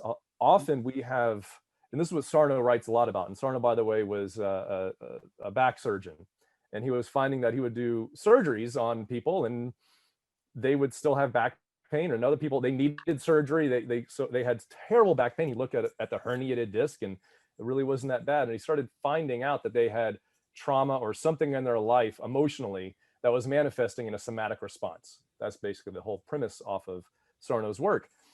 And I found the same thing with athletes, with, if you will, normal people that are not professional athletes. Sometimes where they've been told they need to have surgery or they are experiencing pain, it could be as simple as they're just stressed out. Right now, I've had more people because of the COVID and the lockdown and all that stuff who have thought they needed surgery or they thought they had an injury or whatever. And it's part of it's they're not moving. And motion creates emotion, right? So now all of a sudden they're emotionally stuck as well, and it's going to manifest in a knee pain or a back pain. And some of it is that where they may have gone for a walk and maybe inverted their ankle, common like sprain. It should heal. For most people, that's something that should just heal. But because they feel like there's no movement in their life, it's the same thing as happening with their ankle. It's not recovering. It's not getting better. So on my end, it really depends on who's standing before me, what's going on in their life, why I listen to the patient. Why do you think it's a problem? If it was someone like Kylie and they, an athlete and he took a hit in a certain way or they were in a car wreck, okay, that's obvious. We're going to work on that. But if it's just like I woke up and my back hurt, all right, let's talk. And you'll find that is very often the case. Yeah, absolutely. Yes, Deanne? I wanted to speak to that just 1 second. I've been told by every doctor that I should have surgery on both shoulders, both knees, even my back. And yet I've refused. I've done it all with therapy and other alternative measures. And I just flat say I'm not going to do it. I'll find another way. And swimming has strengthened my core to take up a back issue that somebody wanted to operate on one time. And, and I've changed some of my techniques in swimming to take the pressure off my joints, off my shoulders. And so there are ways, I think all of you are saying that there's functional training that can bring you back from these kinds of injuries or these kinds of situations, health issues. And thank you, gentlemen, for doing that for my people. Yeah, I want to reiterate what she's saying. I mean, obviously, I just said it myself, but I'll use me. Look, I have been shot, stabbed. I have multiple torn muscles. I've torn ligaments, all these things. And outside of removing some metal from my body, otherwise, I don't do the surgery stuff. I am more stubborn than whatever is happening to me. And I would rather have someone else watch what I'm doing or help me develop new patterns of movement so that I can recover and get healthy. And then it becomes a daily thing. Every day I sauna, every day I do, little fascial movements, things to release things. And as long as I keep doing my stuff, I feel fine. The doctor told her that she needed to have surgeries. I have literally been told I shouldn't be walking. I'm one of those guys, right? That there are things with my neck that is supposed to be I was supposed to have surgery and all this stuff. I'm not doing it. And my neck still moves and I can still roll and I can still do these things. I refuse to submit to their patterns of thinking. I choose to love life and love movement, and that it's all going to be okay. That's part of my mantra. It's going to be okay because it has to be okay. Yeah, and that's Diette's phrase is don't age gracefully, age fiercely. And I think she would agree that, Roman, you are doing that yourself. I'm doing my best. So, I mean, you mentioned what you do daily. Do you want to just clarify again what you do daily? And let's hear across the panel. What do you do? What do you think is necessary daily to make yourself feel good and then also your clients? Okay, so I do not believe in a panacea for all people. Okay, for me, and I'm out there. So I'll be the first one to admit that. But my first thing is I sauna. I get in a 150-degree infrared sauna. It's a minimum of 30 minutes. If I can get an hour in, great. I also wake up at 4 usually, or 4:30 a.m. depending on the day, and I get started right away. Within the sauna, I do, now it's considered like Wim Hof style breathing. So I do a lot of the Wim Hof breathing. Otherwise, you could look at yogic breathing movement or patterns. And then from there, I go straight into a cold shower, or right now we're staying at the beach house in Galveston. So I go out into the Gulf of Mexico where it's nice and cold. And then I have the wonderful ability to go to work at a gym. And I can go work out, or a few days a week, depending, Monday, Wednesday, Friday, I might go roll, do the jiu-jitsu stuff with my guys. And then that's my morning routine. So by 6:30, I've done quite a bit. 6:30 a.m. I've already done a lot of things for me. So it's sauna, breathing, cold shower, and then rolling or lifting. Excellent. Dan, what do you do then? What do you think's a daily set of practices that are very good? I'm probably a little more diverse. I'm not as routine, but it sort of depends on the day. So I do like to lift weights, and I would say I lift weights about 5 days a week. And when I say lift weights, I probably do it in about 4 different ways. So I use traditional dumbbells, but I also use quite a bit of Kaiser equipment. I really have fallen in love with the power plate. So vibration training is really feeling good for my lower body. I have noticed as I've gotten into my 40s, I feel my 2 knee surgeries. So I tore my ACL when I was 35. So vibration training has been a big piece, but I'm a little bit bigger guy, and I have always liked lifting heavy things. So that's pretty much a core for me.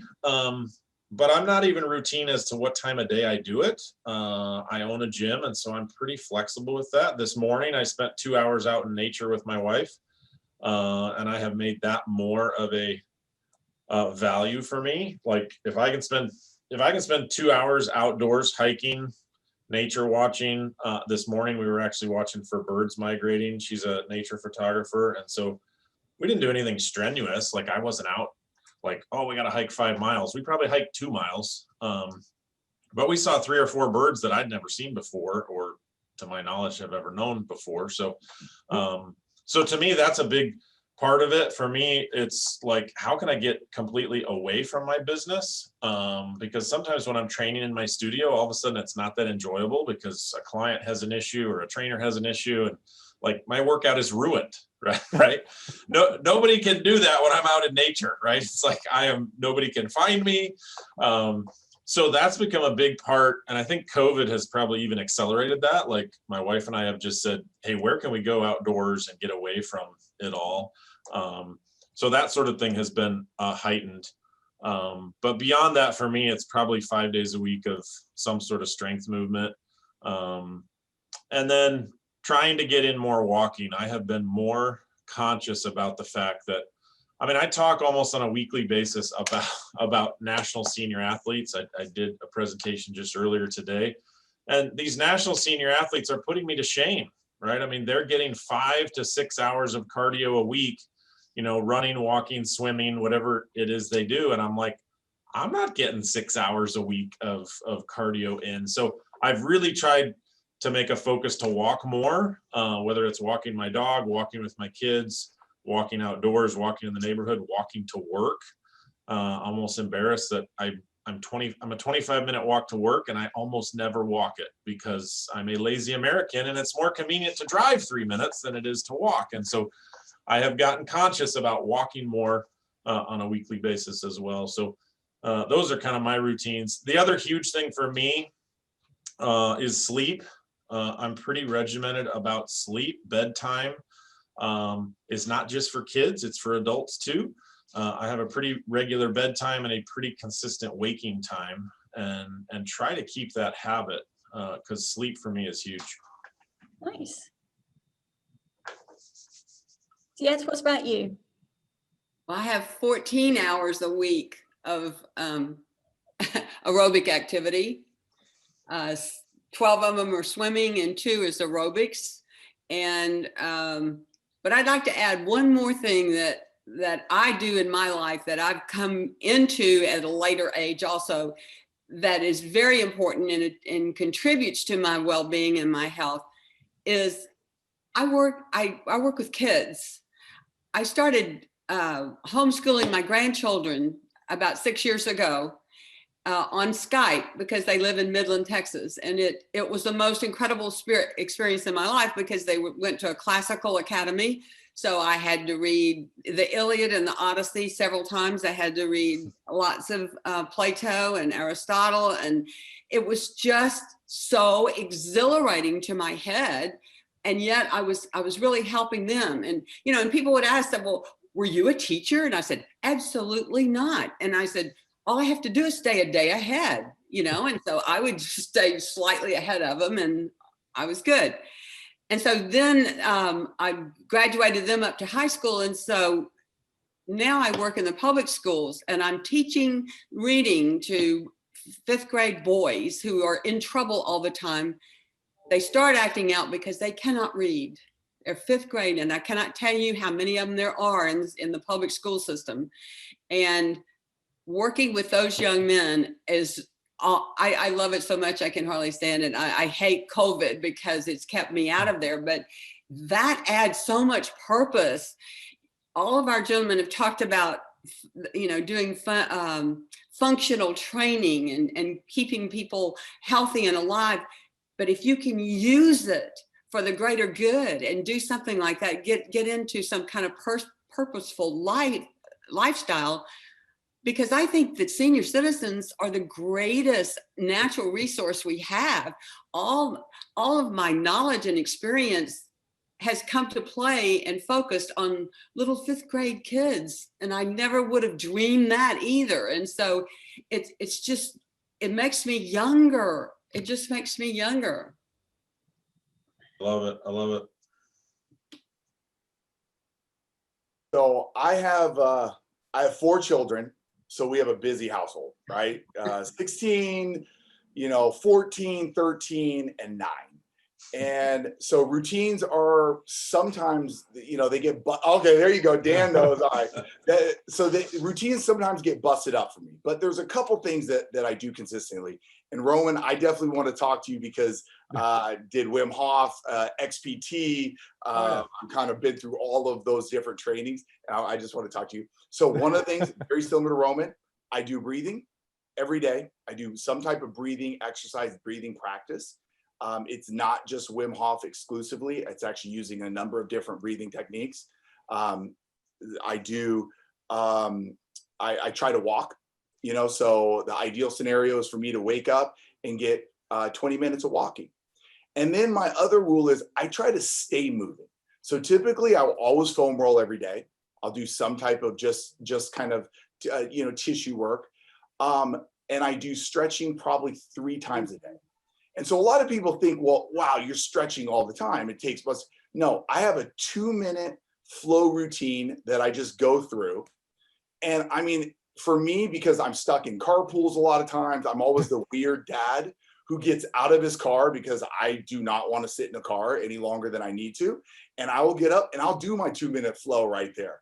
And then I'll do my 2-minute flow while I'm watching my son at practice or while I'm coaching him, you know?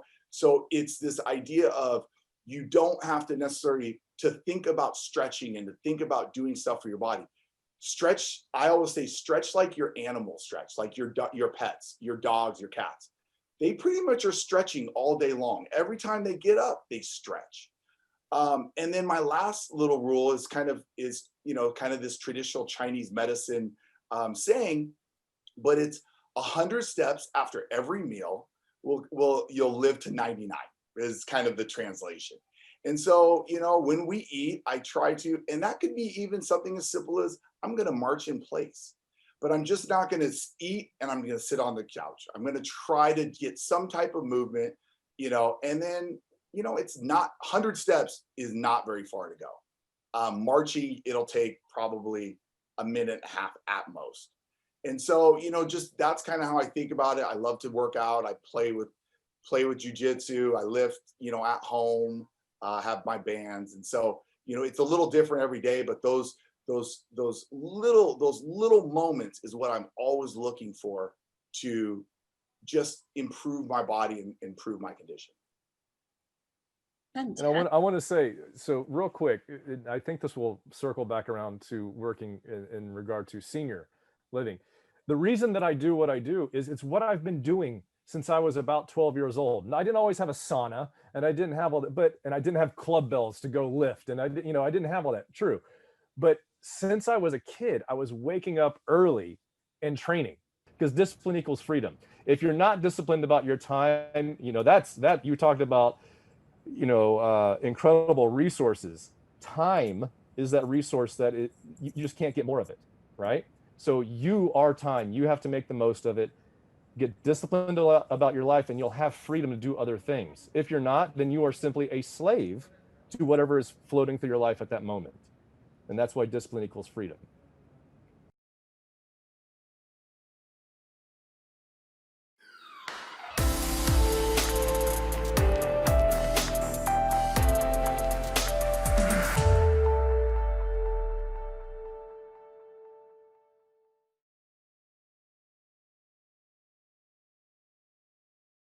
Hello everybody, what a fantastic panel. I don't know about you, but I've come away with loads of ideas and plans for the next week. New resolutions, you can put it that way. Welcome to our next segment. This is another fun segment. And of course, if you were here in person, as we would wish, you'd be able to come up to the stage and have a try of all these lovely fun things behind me. But this is 2020, and so I'm going to have to do that part for you. Now, we've come across a lot of different equipment to help with balance. Obviously, in a short segment like this, it's not possible to cover everything that's out there. So this represents the Zibrio team's top picks for 2020. So get out your gift lists. We'll be walking you through who they're suitable for, why we like them, and you can start crossing off your list from Santa. Now, to help me go through this is Kate Catherine Forth, Zibrio CEO. Welcome. Thank you very much. And what a great panel. It's amazing. You know, when you get 4 panelists who have such an incredible background themselves, and you sit back and listen. It was wonderful. That's amazing. I've got plans now. You're going to see a transformation. Anyway, onto the gift guide. We've got so many fun things, and I've had so much fun recently playing some of them. This is the first one, the Surge. You may be able to hear this or see this. There is water inside this, and if you have seen the balance sampler, some of the exercises will be familiar. Essentially, it helps you work harder as you work. So not only is it a form of weight training, so you can do all the tough man lifts if you need to, but it also forces you to work on those stabilizing muscles as the water shifts around in it. So that's a really fun one, very easy to fill right from the top. And then there's a smaller version of the same thing. The large one you can fill up to 60 pounds of water if you want to, and this is the smaller one, about 25 pounds to plug on the back. And again, very similar idea, different kinds of exercise with the water destabilizing you. Now this one looks like a ladder, and in fact it is a ladder. Okay, so this is one of your favorites. It is. I absolutely love the agility ladder. This is something that I do regularly. There's a variety of different patterns that you can do. You can do it slowly, you can do it quickly, and then you can mix it up. And I feel like it really awakens my nervous system. It gets my neurons firing, so you don't have to do some really hard running set to feel like you've actually exercised yourself and feeling that your balance has been improved or your agility has been improved in that day. I absolutely love it. This one is by Skills, and there's plenty out there, but this is an easy one to get in the shops. Now we call it a ladder, but of course it's actually on the ground. There's no climbing involved, right? That's right. No climbing at all. You lay it out flat, and then you'll place your feet in different patterns. When you purchase it, they give you some guides as to what those steps can be, and then when you start to get more and more addicted to the ladder, then you start experimenting and seeing what other people are doing and their different patterns. Because just like we learned in the panel, that you don't want to just do the same thing over and over, because then it becomes automatic. You want to challenge yourself and put new patterns in. So always fun to experiment with those different patterns. Might even help with the ball of dancing, in fact, if you're learning their different new patterns. Probably so. And then, of course, onto the Bosu Balance Trainer. This will be familiar to many of you. This is the latest edition with more texture on it. Again, what a versatile piece of equipment. It is a little bit larger than some of the others, but you can sit on it, you can do push-ups on it, you can do pull-up, feet on it for push-ups, arms on it for push-ups. You can even kneel on it, just to get the stability and the balance of your torso, or really from your knee upwards. So yeah, very versatile, and certainly if you use it with a trainer, I'm sure they'll come up with all sorts of different ideas for you there. And top bit of trivia for those people who might know, Bosu actually stands for both sides utilised, so you can use it this way, or you can actually flip it over for even more wobble for your workout. Now this is still on the exercise piece for now. These are actually from Canada. They're urban polling activator poles. Now they're a little bit like walking poles, but these also double for rehab, and you essentially just walk normally, swinging your arms and pushing down with your hands. And it has a couple of different advantages. One, of course, is that you're extra stable, so if you're out there on uneven ground, it's great for that. Secondly, it allows you to walk. If you enjoy walking, you often miss your body workout. It does allow you to do a little bit of that. And if you're in that rehab mode, or you've got weaker knees or ankles, it can actually help protect some of the shock, take some of the load off those lower joints. So I suppose, is this more for people who are likely to use a cane, or who are the type of people that would use these? So it absolutely could be. We've seen everyone from in rehab when they want to transition onto more independence and being able to walk around and get out and about without that cane feeling. It's certainly a more comfortable hand grip. Yeah. But it's also for those people who want to go hiking at mountains and just want that additional piece of stability. In fact, I read an article in the Mountaineering Press recently that suggested that it's too good for your balance when you're going up mountains, and it means you're not working hard enough. Yeah, so what's, just like with a cane, this using a pole gives you a reference point about your environment. And so, particularly if you are concerned about your balance and you are maybe embarking on something that's more challenging, this is a way to give you more information about your environment. Where is the floor as you're going? So that's we call that sensory substitution. So yeah, they look really nice and fun. They're very comfortable to use, and you get different tips to play with them as well. So there's the sort of exercise side of it, but of course there's a whole lot more to balance than just the exercise, no matter how important a component it is. So we want to have a look at some other pieces too. And first up, we have these insoles made by Bosu. Now, as you can see, they're textured. They've got a little knobbly texture on them. You just slip them into your shoes. If you already wear orthotics or other insoles, that's fine. These can just go on top. Yeah, you can see super flexible. And the idea behind this is the texture is specific to amplify the sensory information that comes from under our feet. As we know, particularly either as we age or if you're dealing with some issues like neuropathy, that signal isn't as strong as we want it to be, and that can actually be a factor in falling in. So one of the things that these insoles are doing is trying to really act as an amplifier to that. Yeah, they feel nice. They do. In fact, I walked around barefoot in them, and it felt like getting a massage when I strolled around the house. So there we go. And you said you haven't put those You can put those in over your orthotics as well. You can. Usually they're super nice and thin. Obviously, if your shoes are tight fit, that may not be great, but they certainly fit easily in mine. Yeah. And then what we have here is, this is a company called Xero Shoes, Xero spelled with an X. And although they don't claim to give you any stimulation, they are all about the barefoot movement. Again, let's not dampen that signal coming from the bottom of the feet, let's free the feet. This is the pair of sandals I've been playing in all summer, and as you can see, they're super flexible and bendy. And the soles are just very simple, very comfortable. It's like being barefoot, but without the sharp stones and the hot concrete. Now, when I reached out to them, they actually said their best-selling closed-toe shoe is this one here, the Priya. And that retails for around $80. But they also give you a 5,000-mile sole guarantee, so you could cover a fair bit of distance before worrying about their soles. It's a long walk. Now, Katie, you brought something moving again away from anything physical, more to an app that you can use to help with fall prevention. Yes, well, free is always good. This app is being offered for free at the moment. It's called the Keep On and Keep Up app.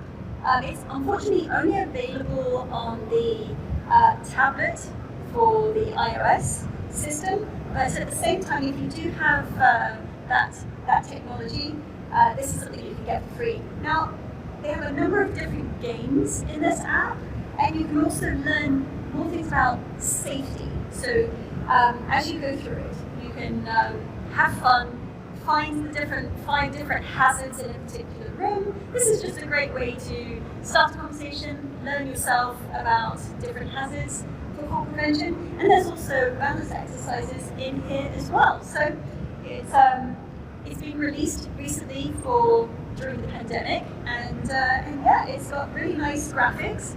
And it looks fun. Yeah, it looks fun. It's got nice little cartoons going on as well. So excellent. So then we have another couple of apps. The first of which we wanted to talk about, in Zibrio we talk a lot about the 6 pillars of balance, all those lifestyle factors that can affect your balance. And one of the biggest ones that hits us all is sleep. Don't know about you, how much sleep you got last night. I think we're all slightly challenged on that today. One of the best-selling apps at the moment that helps with sleep and calming of anxiety and letting go of some of the stresses that we're all under right now is an app called Calm, and they've got this beautiful picture of this lovely mountain scene. And it's customizable, so there are different meditations that you can do, which can be guided. You can follow along a course to learn more about different aspects of meditation. You've even got Matthew McConaughey talking you to sleep. Oh, so this is the app where Matthew McConaughey is actually reading a story to you and you can go to sleep with it. I mean, how could that not work? Who doesn't want that? Exactly. And while we're on the subject of apps, the next one I want to talk to you about, some of you may already be familiar with this one. This is the Zibrio Balance Coach. And this shows you the 6 pillars of balance that we talk about. And we know that once people have been working on their balance, or they're struggling with it, or even they measure it, the next question is, well, which bit do I have to work on? And so this app essentially guides you through. You click on the little, each segment gets you to a series of questions. Answer the question, at the end you get all these colours. And the colours are simple traffic lights. So red means this thing's hurting your balance right now. Yellow means hurting it a little bit, and green means keep up with this habit, that's really helping. And it's not really a judgment, it's there to help you say, out of all the things I could be paying attention to, what's the one thing that's important to me? And we'll be talking about that in a bit more detail tomorrow with all the ideas. And so that's most of the equipment for the balance side, but of course this is the Better Balance and Fall Prevention Summit, and so we couldn't leave without also showing you, hot off the factory floor, the Zibrio Smart Scale. And so the whole idea about this is one of the difficulties that people have when they are experiencing poor balance is that unless it's really poor, it's hard to actually feel. You don't know you're poor. And this is what the scale is trying to do. So not only do you measure yourself to see where you are now, after you've then used your array of balance useful equipment and techniques and spoken to a trainer, you can then track your progress, and you can get that little check-in once a week or once a month to say, is it working? Have I plateaued? Has something else affected me that I need to maybe take into consideration. And it tells you where you are. Fantastic. Well, what an array of products, ideas, and I think we're all going into the holidays with a few more ideas in our mind of what to buy the person who is really hard to buy for. So, Island Better Balance, I think that's the way to go. Well, thank you all so much for being here. We've had a wonderful day. This is Fitness Day, the day one of the Better Balance and Fall Prevention Summit. There's been all sorts of wonderful content, from the balance training to hearing about Diet's story and the panel, and then of course this gift guide. We do hope you join us tomorrow. We've got another packed schedule, but now we're moving towards learning about community programs, public health and healthcare, as well as the Zebrio world premiere of our promotional video that is coming out of NASA, and we'll be launching. So we hope that you actually come and celebrate with us. Rhea Glass will be toasting. Have a wonderful day, and thank you for joining us.